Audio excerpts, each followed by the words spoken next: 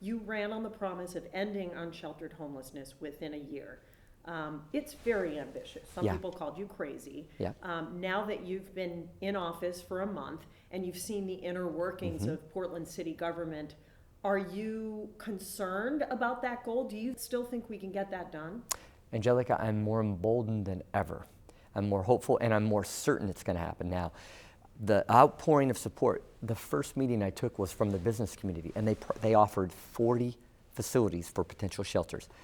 We have an announcement next week. You're going to be so excited about this next iterative process to the sheltering plan we're adding. We had a private building owner of micro apartments call us last week and say, I have 215 units, we want in. It is no longer about me just pushing that rock up the hill. We're there, we're order takers now. We're on the downhill slope of just talking to the community, and everybody's excited and interested in moving Portland forward. So I will tell you, where you would think I would feel more daunted this moment that I have the job, it's absolutely 180 degrees. I'm more encouraged and emboldened to make sure that we are going to deliver on that. Let's talk about your strategy. Sure. Explain it to people when they say, how are we going to do this in 1 year? How is it going to work? To simplify it, we're going to set up a network of nighttime emergency shelters.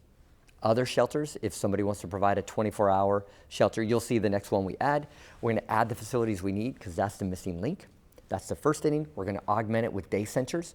So somebody who may have life-saving needs at night, we still need to find out what their need is. Is it a ride home? Is it treatment referral for mental or drug addiction? Third, we're going to take and relieve the pressure on our households and our businesses so they can succeed. Enforce our community safety laws, no tent camping, no RVs, no makeshift shelters.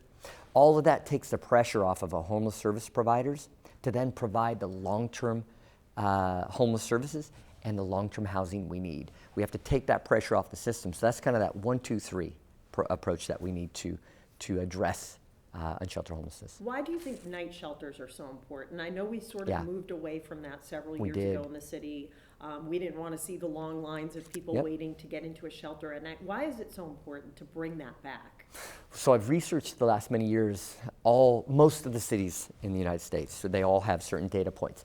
We found that cities that relied upon or used nighttime shelters to augment their system. Keep in mind, it's not the holistic approach. It's only one of 4 parts. You need nighttime emergency shelters so nobody has to sleep on the street at night. Augmented with 24-hour shelters, of which we have 3,000 of, with transitional housing and then permanent housing. Ours is missing. If you go to Boston, they have all 4. If you go to Philadelphia or Boise or Rockford, Illinois, or Gulfport, Mississippi, they all have a series of those resources. We closed or defunded ours starting in 2017. We elected to do that through a philosophy. All we're doing is we're adding that back up, that very important segment, and that's going to allow us to make sure nobody has to suffer and die on the streets at night. And you visited those cities, many of them. Is that how you came up with this plan? Oh, yeah. So President Obama's point person for homelessness is Mark Johnston. He's helped me for years, the mayor of Boise. I've had several conversations with Mayor Landrieu in New Orleans, who went from 8,000 unsheltered down to 1,000 in 24 months. So it's just about it. These best practices are out there. Go and find the best one, shamelessly steal it, and bring it back to Portland and get going. And that's how you started Shelter Portland? That's exactly, if you look at the Leadership Council on Shelter Portland, Congresswoman Dexter's a part of it, Mayor of Boise's a part of it, Mark Johnson. We brought in some of the national leaders, many of which who have ended unsheltered homelessness.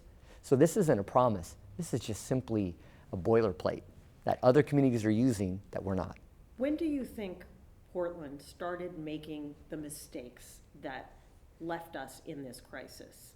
I think it was an ideology that we really wanted to focus on. We wanted to provide 24-hour care, and it sounds great, but when you go from a nighttime shelter to a 24-hour shelter, you've tripled your cost and didn't add 1 bed. And then we reduced some of the requirements. We reduced our stay limits, which were 90 days, and we extended it to 2 years. There's no engagement requirements for somebody in a shelter. There's no bed utilization, so you don't even, in some cases, some shelters, you don't even have to sleep in the bed. Like my neighbor Elizabeth is in a tent outside of a shelter. She's addicted to fentanyl, and so her dealer's in the next tent. She also keeps a bed at a shelter. She doesn't sleep in it. She just has to check in every 72 hours, and so she gets food, laundry, and showers there. and she doesn't use the bed. So that's taking a bed from somebody in absolute life-saving need. So you'd see the structural changes, but everybody's working to change it back.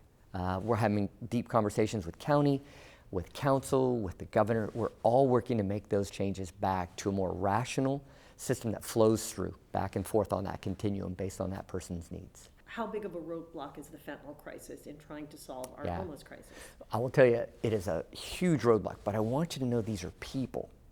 In the 80s, we ended unsheltered homelessness. Mayor Clark, my predecessor, did.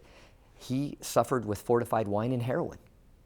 In the 90s, it was crack. We still didn't have this epidemic in the 90s.